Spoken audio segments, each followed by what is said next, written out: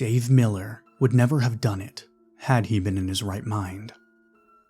The Millers were not a melancholy stock, hardly the sort of people you expect to read about in the morning paper, who have taken their lives the night before. But Dave Miller was drunk, abominably, roaringly so, and the barrel of the big revolver, as he stood against the sink, made a ring of coldness against his right temple. Dawn was beginning to stain the frosty kitchen windows.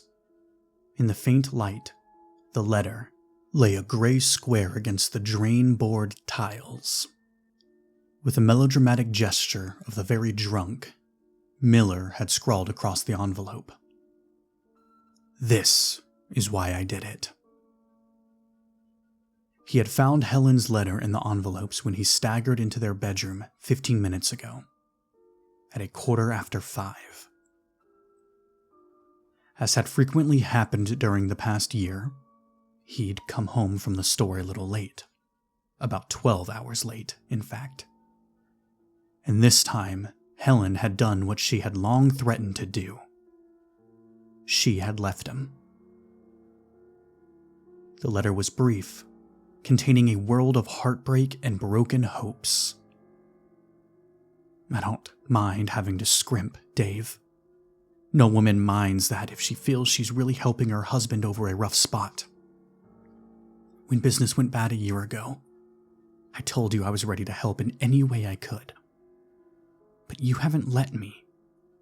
You quit fighting when things got difficult, and put in all your money and energy on liquor and horses and cards. I could stand being married to a drunkard, Dave, but not to a coward." So she was trying to show him. But Miller told himself he'd show her instead. Coward, huh? Maybe this would teach her a lesson. Hell of a lot of help she'd been. Nag at him every time he took a drink. Holler bloody murder when he put $25 on a horse with a chance to make $500. What man wouldn't do those things? His drugstore was on the skids. Could he really be blamed for drinking a little too much if alcohol dissolved the morbid vapors of his mind?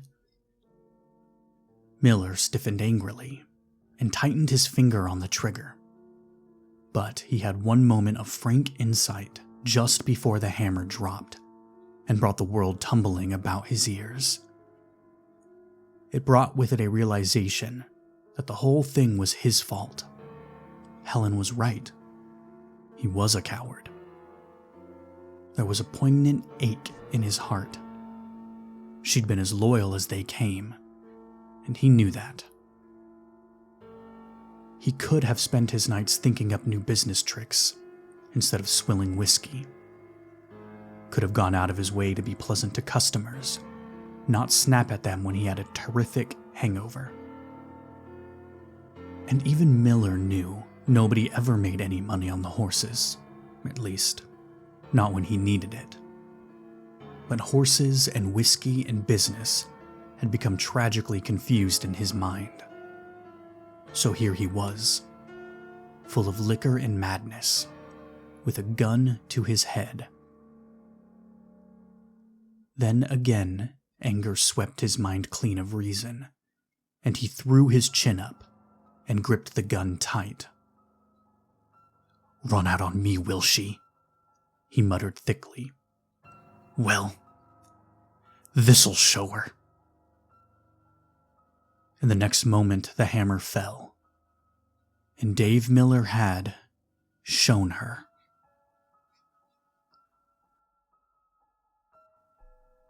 Miller opened his eyes with a start.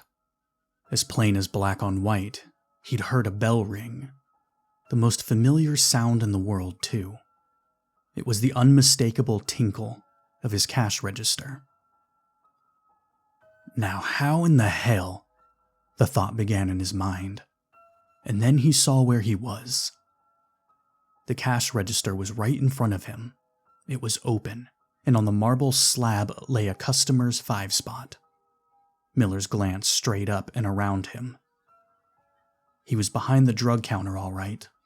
There were a man and a girl sipping cokes at the fountain to his right, the magazine racks by the open door, the tobacco counter across from the fountain, and right before him was a customer. Good Lord, he thought. Was all of this a dream? Sweat oozed out on his clammy forehead. That stuff of Herman's that he had drunk during the game. It had a rank taste, but he wouldn't have thought anything short of marijuana could produce such hallucinations as he had just had. Wild conjectures came boiling up from the bottom of Miller's being. How did he get behind the counter? Who was the woman he was waiting on? What?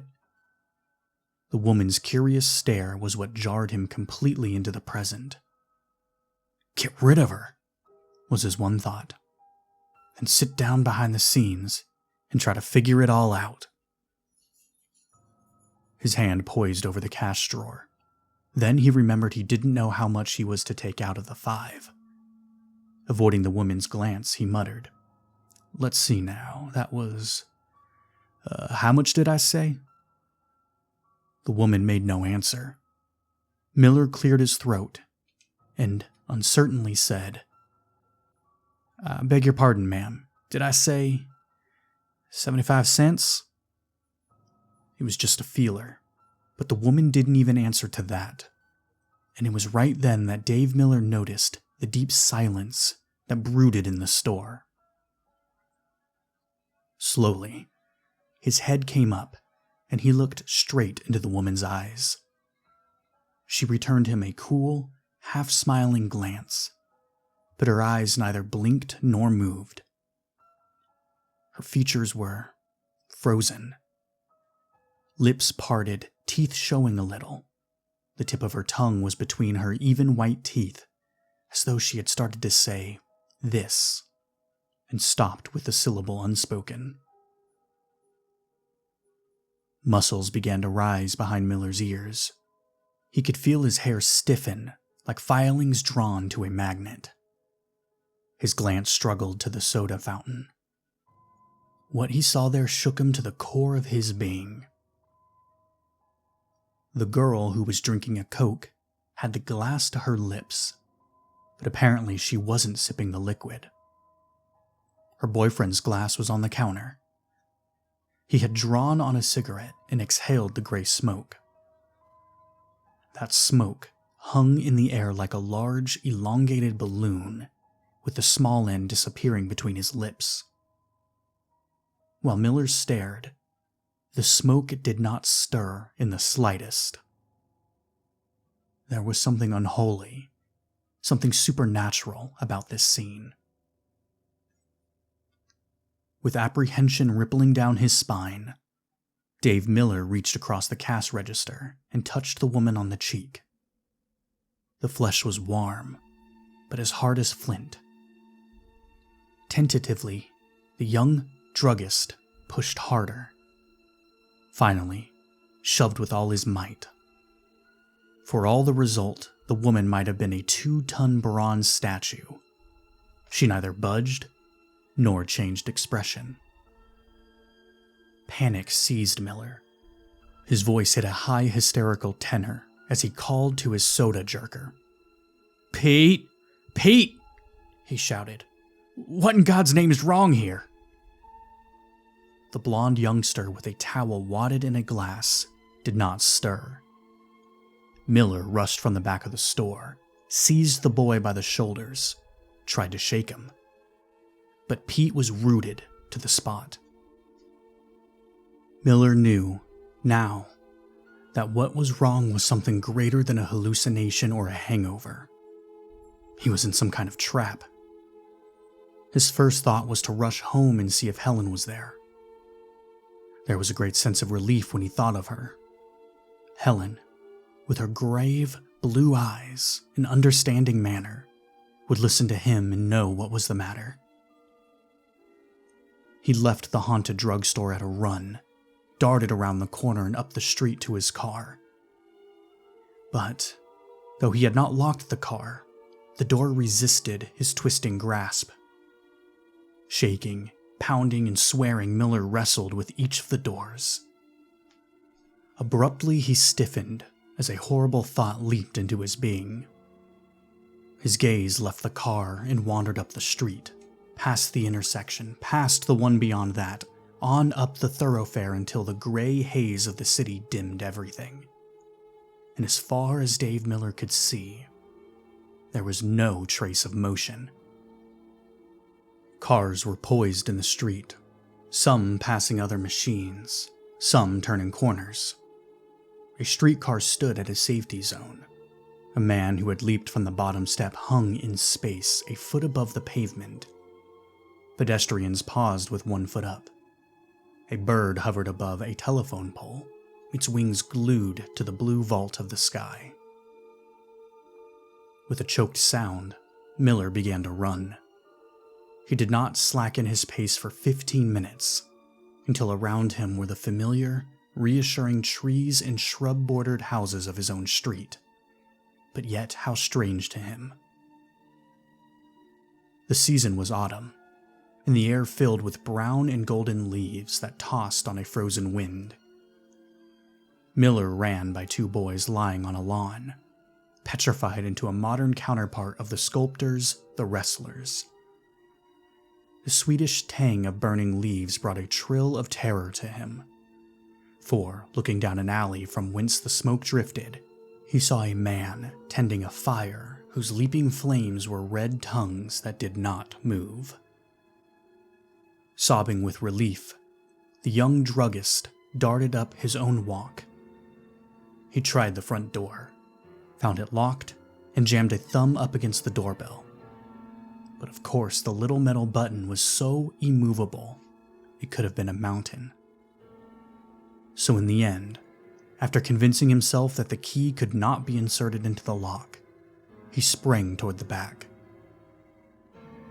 The screen door was not latched, but it might as well have been the steel door of a bank vault. Miller began to pound on it, shouting, "Helen! Helen, are you in there? My God, dear, there's something wrong. You've got to..."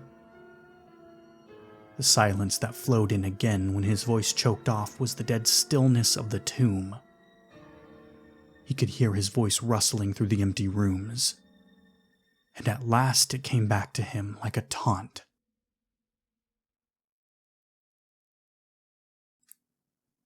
For Dave Miller, the world was now a planet of death on which he alone lived and moved and spoke. Staggered, utterly beaten, he made no attempt to break into his home, but he did stumble around to the kitchen window and try to peer in, anxious to see if there was a body on the floor. The room was in semi-darkness, however, and his straining eyes made out nothing. He returned to the front of the house, shambling like a somnambulist. Seated on the porch steps, head in hands, he slipped into a hell of regrets. He knew now that his suicide had been no hallucination. He was dead, all right, and this must be hell or purgatory. Bitterly, he cursed his drinking that had led him to such a mad thing as suicide. Suicide. He, Dave Miller, a coward who had taken his own life. Miller's whole being crawled with revulsion. If he just had the last year to live over again, he thought fervently. And yet through it all, some inner strain kept trying to tell him that he was not dead. This was his own world, all right, and essentially unchanged. What had happened to it was beyond the pale of mere guesswork. But this one thing began to be clear. This was a world in which change or motion of any kind was a foreigner. Fire would not burn, and smoke did not rise. Doors would not open, liquids were solid. Miller's stubbing toe could not move a pebble, and a blade of grass easily supported his weight without bending. In other words, Miller began to understand.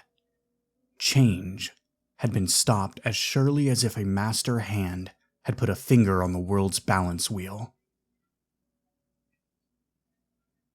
Miller's ramblings were terminated by the consciousness that he had an acute headache. His mouth tasted, as Herman used to say after a big night, as if an army had camped in it. Coffee and a bromo were what he needed. But it was a great awakening to him when he found a restaurant and learned that he could neither drink the coffee nor get the lid off the bromo bottle. Fragrant coffee steam hung over the glass percolator, but even this steam was a brick wall to his probing touch. Miller started gloomily to thread his way through the waiters in back of the counter again. Moments later, he stood in the street, and there were tears swimming in his eyes. "Helen." His voice was a pleading whisper. "Helen, honey, where are you?"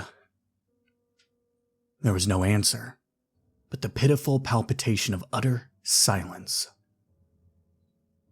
And then, there was movement at Dave Miller's right. Something shot from between the parked cars and crashed against him. Something brown and hairy and soft. It knocked him down. Before he could get his breath, a red, wet tongue was licking his face and hands, and he was looking up into the face of a police dog. Frantic with joy at seeing another in the city of death, the dog would scarcely let Miller rise.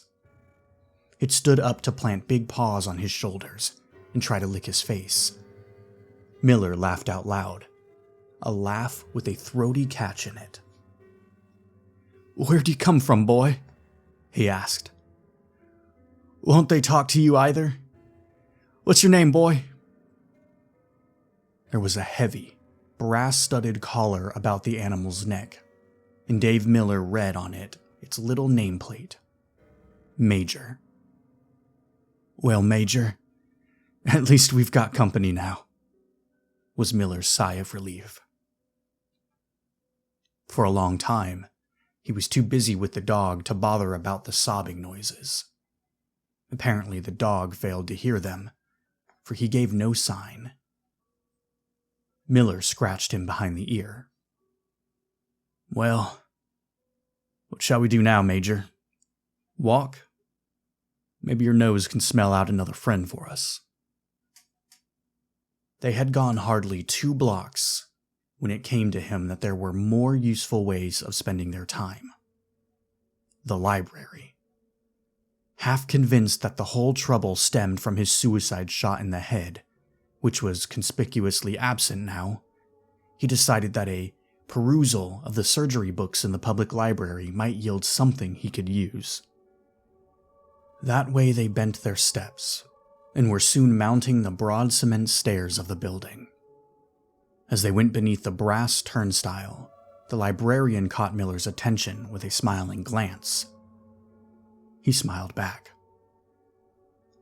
"I'm trying to find something on brain surgery," he explained. With a shock then, he realized he had been talking to himself. In the next instant, Dave Miller whirled. A voice from the bookcases chuckled. "Well, if you find anything, I wish you'd let me know. I'm stumped myself." From the corner of the room came an elderly, half-bald man with tangled gray brows and a rueful smile. A pencil was balanced over his ear, and a notebook was clutched in his hand. "You too, huh?" he said. "I had hoped I was the only one." Miller went forward hurriedly to grip his hand. "I'm afraid I'm not so unselfish," he admitted. "I've been hoping for 2 hours that I'd run into some other poor soul." "Well, that's quite understandable," the stranger murmured sympathetically. "But in my case, it is different. You see, I am responsible for this whole tragic business. You? Dave Miller gulped the word. I thought... The man wagged his head, staring at his notepad, which was littered with jumbled calculations. Miller had a chance to study him. He was tall, heavy built, with wide, sturdy shoulders despite his 60 years. Oddly, he wore a gray-green smock. His eyes narrowed and intent, looked gimlet-sharp beneath those toothbrush brows of his, as he stared at the pad. "There's the trouble. Right there," he muttered. "I provided only 3 stages of amplification, whereas 4 would have been barely enough. No wonder the phase didn't carry through." I guess I don't follow you," Miller faltered. "You mean something you did?" "I should think it was something I did." The baldish stranger scratched his head with the tip of his pencil. "I'm John Erickson. You know, the Wanamaker Institute." Miller said, "Oh," in an understanding voice. Erickson was head of Wanamaker Institute, first laboratory of them all when it came to exploding atoms and blazing trails into the wilderness of science. Erickson's piercing eyes were suddenly boring into the younger man. "You've been sick, haven't you?" he demanded. "Well, no, not really sick," the druggist colored. "I have to admit to being drunk a few hours ago, though." "Drunk?" Erickson stuck his tongue in his cheek, shook his head, and scowled. "No, that would hardly do it. There must have been something else. The impulsor isn't that powerful. I can understand about the dog, poor fella. He must have been run over, and I caught him just at the instant for passing from life to death." "Oh." Dave Miller lifted his head, knowing now what Erickson was driving at. "Well, I may as well be frank. I committed suicide. That's how drunk I was. There hasn't been a suicide in the Miller family in centuries. It took a skinful of liquor to set that precedent." Erickson nodded wisely. "Yeah, well, perhaps we will find that precedent hasn't really been set. But no matter." His lifted hand stopped Miller's eager, wandering exclamation. "The point is, young man, we 3 are in a tough spot, and it's up to us to get out of it. Not only we, but heaven knows how many others the world over." Maybe you can explain to my layman mind what's happened," Miller suggested. "Of course. Forgive me. You see, Mr. Miller. Dave Miller. Dave, is it? I have a feeling we're going to be pretty well acquainted before this is over.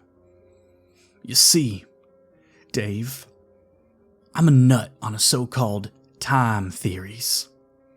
I've seen time compared to everything from an entity to a long pink worm, but I disagree with them all because they postulate the idea that time is constantly being manufactured. Such reasoning is fantastic. Time exists, not as an ever-growing chain of links, because such a chain would have to have a tail end. If it has a front end, and who can imagine the period when time did not exist? So I think time is like a circular train track, unending. We who live and die merely travel around on it. The future exists simultaneously with the past for one instant when they meet." Miller's brain was humming. Erickson shot the words at him staccato fashion, as if they were things known from great primer days. The young druggist scratched his head. "You've got me licked," he admitted. I'm a stranger here myself. Naturally, you can't be expected to understand things I've been all my life puzzling about. Simplest way I can explain it is that we are on a train following this immense circular railway. When the train reaches the point where it started, it is about to plunge into the past. But this is impossible, because the point where it started is simply the caboose of the train. And the point is always ahead and behind the time train. Now, my idea was that with the proper stimulus, a man could be thrust across the diameter of the circular railway to a point in his past. Because of the nature of time, he could neither go ahead of the train to meet the future, nor could he stand still and let the caboose catch up with him. But he could detour across the circle and land further back on the train. And that, my dear Dave, is what you and I and Major have done. Almost. Almost? Miller said. Erickson pursed his lips. We are somewhere partway across the space between present and past. We are living in an instant that can move neither forward nor back. You and I, Dave and Major, and the Lord knows how many others the world over have been thrust by my time impulsor onto a timeless beach of eternity. We have been caught in time's backwash. Castaways, you might say. An objection clamored for attention in Miller's mind. But if this is so, where are the rest of them? Where is my wife? Well, they're right here, Erickson explained. No doubt you could see your wife if you could find her. We see them as statues, because, for us, time no longer exists. But there was something I did not count on. I did not know that it would be possible to live in one small instant of time as we are doing. And I did not know that only those who are hovering between life and death can deviate from the normal process of time. You mean we're dead? Miller's voice was a bitter monotone. Obviously not. We're talking and moving, aren't we? But we are on the fence. When I gave my impulsor the jolt of high power, it went wrong, and I think something must have happened to me. At the same instant, you had shot yourself. Perhaps, Dave, you are dying. The only way for us to find out is to try to get the machine working and topple ourselves one way or the other. If we fall back, we will all live. If we fall into the present, well, we may die. Either way, it's better than this, Miller said fervently. Well, I came to the library here, hoping to find out the things I must know. My own books are locked in my study, and these, they might be cemented in their places for all their use to me. I suppose we might as well go back to the lab. Miller nodded, murmuring, Maybe you'll get an idea when you look at the machine again. Yeah, well, let's hope so, said Erickson grimly. God knows I've failed so far.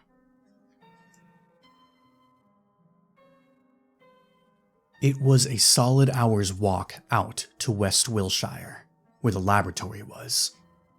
The immense bronze and glass doors of Wanamaker Institute were closed, and so barred to the two men. But Erickson led the way down the side. We can get in a service door. Then we climb through transoms and ventilators until we get to my lab. Major frisked along beside them. He was enjoying the action and the companionship. It was less of an adventure to Miller, who knew death might be ahead for the three of them. 2 workmen were moving a heavy cabinet in the side service door.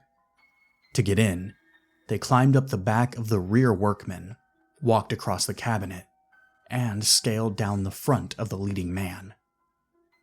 They went up the stairs to the 15th floor, where he crawled through a transom, into the wing marked experimental, only by appointment. Major was helped through it. When they were crawling along the dark metal tunnel of an air conditioning ventilator, it was small, and took some wriggling. In the next room, they were confronted by a stern receptionist on whose desk was a little brass sign reading, "Have you an appointment?" Miller had had his share of experience with receptionists' ways, in his days as a pharmaceutical salesman. He took the greatest pleasure now in lighting his cigarette from a match struck on the girl's nose. Then, he blew the smoke in her face and hastened to crawl through the final transom. John Erickson's laboratory was well lighted by a glass brick wall and a huge skylight. The sun's rays glinted on the time impulsor.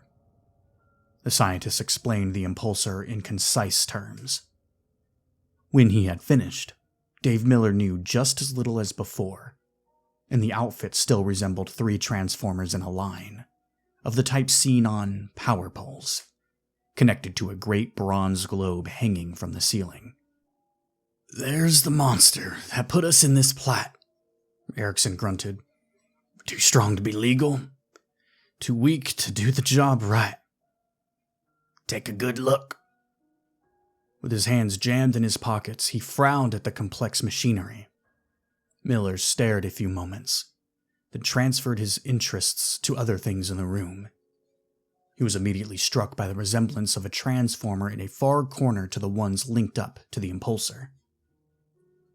"What's that?" he asked quickly. "Looks the same as the ones you used over there." "It is. But didn't you say all you needed was another stage of power?" "That's right." "Maybe I'm crazy." Miller stared from impulsor to transformer and back again. "Why don't you use it then?" "Using what for the connection?" Erickson's eyes gently mocked him. "Well, wire, of course." The scientist jerked a thumb at a small bale of heavy copy wire. "Bring it over, and we'll try it." Miller was halfway to it when he brought up short. Then a sheepish grin spread over his features. "I get it," he chuckled. "That bale of wire might be the Empire State Building, as far as we're concerned. Okay, forgive my stupidity." Erickson suddenly became serious. "I'd like to be optimistic, Dave," he muttered. "But in all fairness to you, I must tell you I see no way out of this. The machine is, of course, still working, and with that extra stage of power, the uncertainty would be over. But where, in this world of immovable things, will we find a piece of wire 25 feet long?" There was a warm, moist sensation against Miller's hand. And when he looked down, Major stared up at him, commiseratingly. Miller scratched him behind the ear, and the dog closed his eyes, reassured and happy. The young druggist sighed, wishing there were some giant hand to scratch him behind the ear and smooth his troubles over. "And if we don't get out," he said soberly, "we'll starve, I suppose." "No, I don't think it'll be that quick. I haven't felt any hunger. I don't expect to. After all, our bodies are still living in one instant of time, and a man can't work up a healthy appetite in 1 second. Of course, this elastic second business precludes the possibility of disease. Our bodies must go unchanged. The only hope I see is, when we are on the verge of madness, suicide. That means jumping off of a bridge, I suppose. Poison, guns, knives, all the usual wherewithal are denied to us. Black despair closed down on Dave Miller. He thrust it back, forcing a crooked grin. Let's make a bargain, he offered. When we finish fooling around with this apparatus, we split up. We'll only be at each other's throats if we stick together. I'll be blaming you for my plight, and I don't want to. It's my fault as much as yours. How about it? John Erickson gripped his hand. You're all right, Dave. Let me give you some advice. If ever you do get back to the present, keep away from liquor. Liquor and the Irish never did mix. You'll have that store on its feet again in no time. Thanks, Miller said fervently. And I think I can promise that nothing less than a whiskey antidote for snakebite will ever make me bend an elbow again. For the next couple of hours, despondency reigned in the laboratory. But it was soon to be deposed again by hope. Despite all of Erickson's scientific training, it was Dave Miller himself who grasped the down-to-earth idea that started them hoping again. He was walking about the lab, jingling keys in his pocket, when suddenly he stopped short. He jerked the ring of keys into his hand. Erickson, he gasped. We've been blind. Look at this. The scientist looked, but he remained puzzled. Yeah, well, he asked skeptically. There's our wire, Dave Miller exclaimed. You've got keys, I've got keys. We've got coins, knives, wristwatches. Why can't we lay them all end to end? Erickson's features looked as if he had been electrically shocked. You've hit it, he cried. If we've got enough. With one accord, they began emptying their pockets, tearing off wristwatches, searching for pencils. The finds made a little heap in the middle of the floor. Erickson let his long fingers claw through thinning hair. God, give us enough. We'll only need the one wire. The thing is plugged in already, and only the positive pole has to be connected to the globe. Come on. Scooping up the assortment of metal articles, they rushed across the room. With his pocket knife, Dave Miller began breaking up the metal wristwatch straps, opening the links out so that they could be laid end to end for the greatest possible length. They patiently broke the watches to pieces, and of the junk they garnered made a ragged 1.5 feet of wire. Their coins stretched the lines still further. They had 10 feet covered, before the stuff was half used up. Their metal pencils taken apart gave them a good 2 feet. Keychains helped generously. With 18 feet covered, their progress began to slow down. Perspiration poured down Miller's face. Desperately, he tore off his lodge ring and cut it in two to pound it flat. From garters and suspenders, they won a few inches more. And then, they stopped. Feet from their goal. Miller groaned. He tossed his pocket knife in his hand. We can get a foot of this, he estimated, but that will leave us way short. Abruptly, Erickson snapped his fingers. Shoes, he gasped. They're full of nails. Get to work with that knife, Dave. We'll cut out every one of them. In 10 minutes, the shoes were reduced to ragged piles of tattered leather. Erickson's deft fingers painstakingly placed the nails one by one in the line. The distance left to cover was less than 6 inches. He lined up the last few nails. Then, both men were sinking back on their heels as they saw there was a gap of 3 inches to cover. Beaten, Eric grounded out. By 3 inches. 3 inches from the present. and yet it might as well be 1,000,000 miles. Miller's body felt as though it were in a vice. His muscles ached with strain. So taut were his nerves that he leaped as though stung when Major nuzzled a cool nose into his hand again. Automatically, he began to stroke the dog's neck. "Well, that licks us," he muttered. "There is another piece of movable metal in the world." Major kept whimpering and pushing against him. Annoyed, the druggist shoved him away. "Go away," he muttered. "I don't feel like..." Suddenly then, his eyes widened as his touch encountered warm metal. He whirled. "There it is!" he yelled. "The last link! The nameplate on Major's collar." In a flash, he had torn the little rectangular brass plate from the dog collar. Emerson took it from his grasp. Sweat stood shiny on his skin. He held the bit of metal over the gap between wire and pole. "This is it," he smiled bitterly. "We're on our way, Dave. Where, I don't know. To death or back to life, but we're going." The metal clinked into place. Live, writhing power leaped through the wire, snarling across partial breaks. The transformers began to hum. The humming grew louder. Singing softly, the bronze globe over their heads glowed green. Dave Miller felt a curious lightness. There was a snap in his brain, and Emerson, Major, and the laboratory faded from his senses. Then came an interval when the only sound was the soft sobbing he had been hearing as if in a dream.